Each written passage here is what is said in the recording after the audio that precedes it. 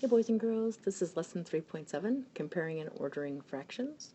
In today's lesson, you should be able to firm up strategies for comparing two fractions. We have already worked on that in the last lesson, but then we're going to use that to help us order fractions using various strategies. So we'll do both of those things in today's lesson. Make sure you have that in mind and you have the title as well as today's date written in your notebook, and when you do, you're ready to move on.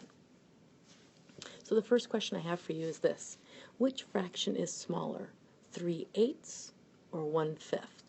Or are they equivalent? How do you know? Please write that down in your notebook so that I can take a look at that and you can use it as we move forward. So before you move forward on the slides, do the work, okay? I'll be interested to see if one of these methods match yours. Okay, so how about this? Here's some ways. You can see the bullet points for different ways you may have used. See if any of these are yours, and make sure as I'm going through them that you understand them. So here's what you could have done. You could have compared 3/8 and 1/5 by creating equivalent fractions with a common denominator. So 40 is a multiple of both 8 and 5. So you know that 40 is a common denominator. So I could have done times 5, the special 1, by 3/8 to get 15/40. And then for the 1/5 I would have done times 8 times 8, because you know for the special 1, whatever you do to the bottom, you have to do to the top. So when I do that, I get to 8/40.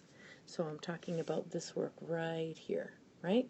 So that's what's going on here. I'm using the special 1 to find the same common denominator, the bottom number of 40.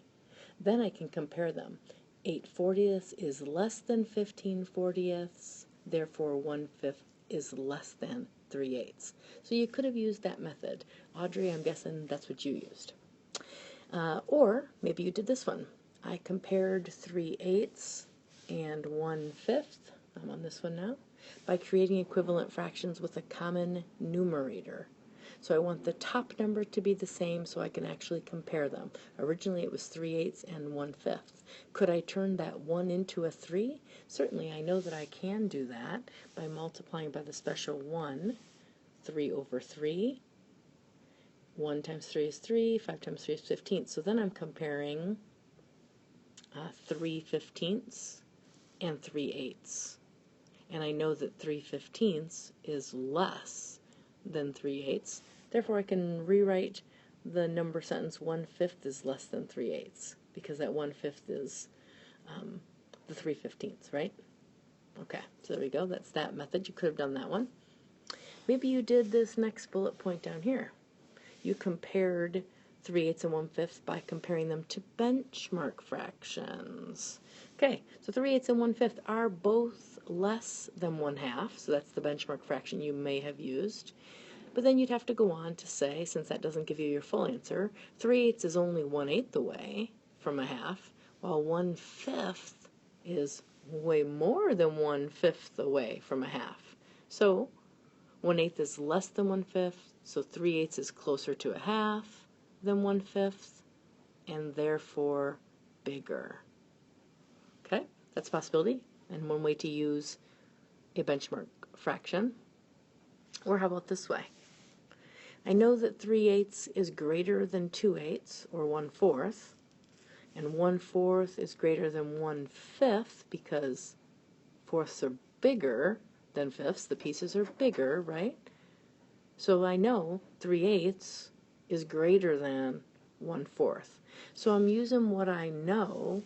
I know about fourths. I know I can make this comparison. So I'm using my knowledge of a simpler fraction to help me solve this one that's a little more complex. Okay, you could have used any of those strategies. Or you could have done this. You could have done the visual model by either using the fraction circles or a number line.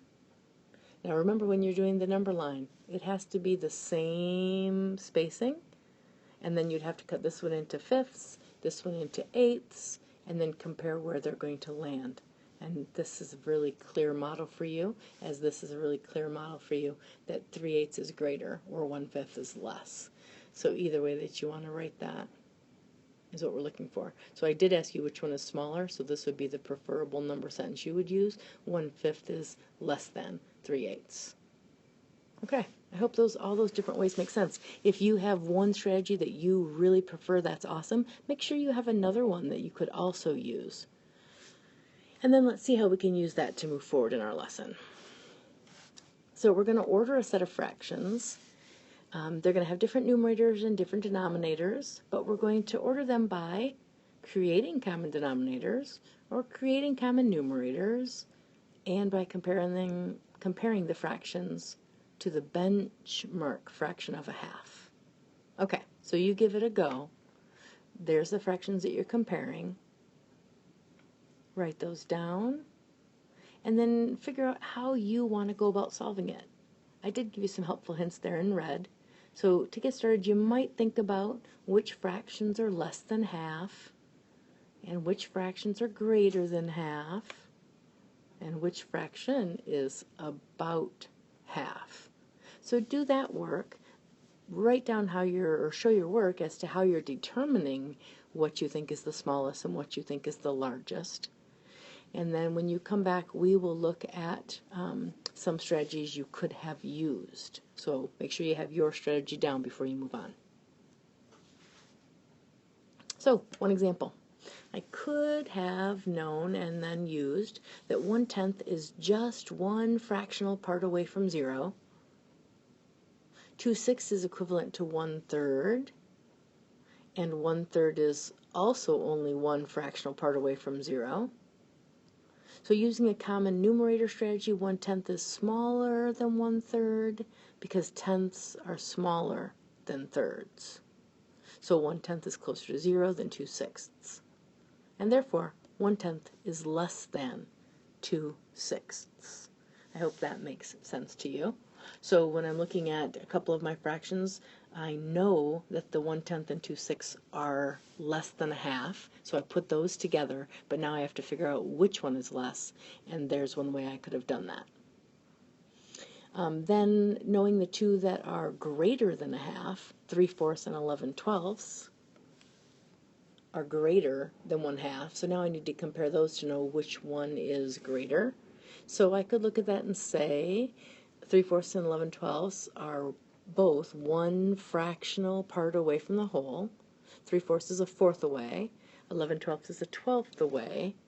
And using the common numerator strategy, 1/12 is much smaller than 1/4, because you know how much smaller a 12th is than a fourth. So that would let me know that if I take a piece away, the 11/12 that would still be there is way closer to 1 than the 3/4 that would be left there if I took away a fourth. So that leads me to 11/12 is greater than 3/4. So if I'm putting them in order, which is what I'm asking you to do, the 11/12 is going to be the highest one we have, right? Okay, let's go on. And then to finish this up, 12 is a multiple of 4, so the common denominator of 3/4 and 11/12 is 12. So this is another way that I could have decided between the 3/4 and 11/12. I could have made common denominators of them, turning the 3/4 into 12 so I could truly compare. And if I do that using the special one, whatever I do to the bottom, I have to do to the top. I know that the equivalent fraction of 3/4 is 9/12, and then I'm comparing. So that's another way that you could have used to determine 3/4 or 11/12, which one is greater. Either of those methods are great. Okay, and then another method you could have used for the first one, knowing the two fractions that were smaller than a half, I could have done common numerators for the 1/10 and the 2/6 in order to determine it, and that's what this is showing. If I want to make them both into 2's, because the 2/6 is already a 2, right? If I want to make them both into 2's, I could do 1/10 times the special 1, the 2 over 2, and get 2/20. So then I'm comparing 2/20 to 2/6. And if I do that, it's pretty clear that the 2/6 would be greater. So I can take it back to 1/10 is less than 2/6. So that's just a secondary method on this page or on the slide for what we've already done on the previous slide. I hope that makes sense to you and that you have one of those two methods that you feel really good about. Okay, so we're going to use that knowledge that you just gained to complete this page in your math journal. So in your math journal, we are on page, let me check that really quickly for you. I think it's 86, but I'll verify that I'm right. It is indeed 86. So this ordering fractions, page 86 in your math journal. Let's take a look at this first one together. So I'm supposed to be writing the following fractions in order from smallest to largest. Keep that in mind, smallest to largest. So for this first one, I hope you're noticing that they're all tenths. So I'm really not thinking you're probably going to need my help much with that, right? Tenths, if they're all the same denominator, what do you do there? Number 2 here, you should see, is all common numerators. I think you also probably feel pretty confident about that.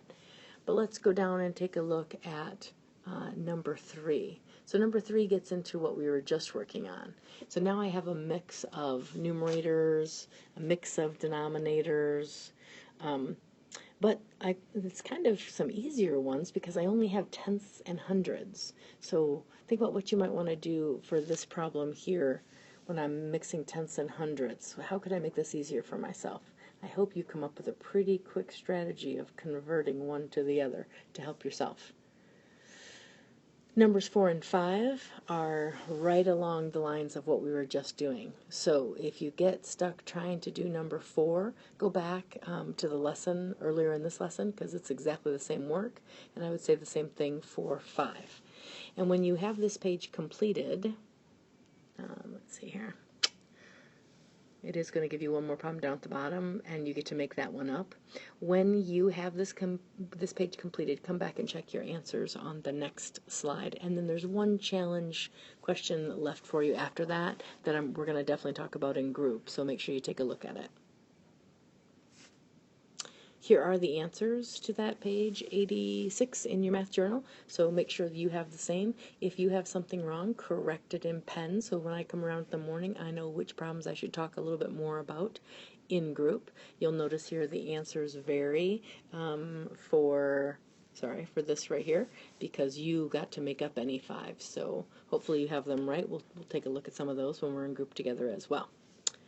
Okay, and then the last slide.